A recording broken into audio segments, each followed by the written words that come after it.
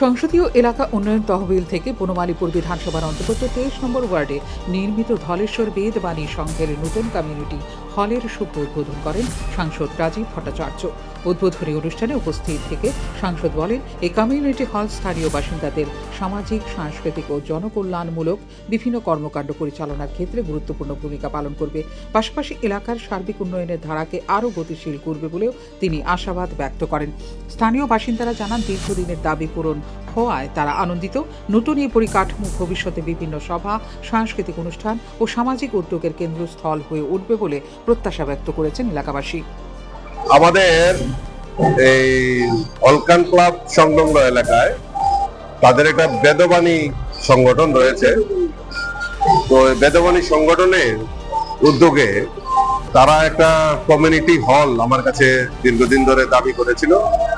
তো আমি তাদেরকে আশ্বস্ত করি যে না, আমি নিশ্চয়ই তার ব্যাপারে সহযোগিতা করব এবং আমার এমপিএল এর যে আমাদের এমপিদের যে ফান্ড থাকে সেখান থেকে তাদের এই কমিউনিটি হলটা যাতে নির্মাণ করা হয় তার জন্য আমি কিছু আর্থিক অনুদান তাদেরকে সহযোগিতা করি এবং আনন্দের সঙ্গে জানাচ্ছি যে আজকের এই পবিত্র দিনে আমাদের সনাতন ধর্মের একটা সবচেয়ে বড় দিন দোল উৎসব, এই দোল পূর্ণিমা উপলক্ষে তারা তার এই যে কমিউনিটি হল নির্মাণ হয়েছে তার শুভ উদ্বোধন হয়েছে আজকে।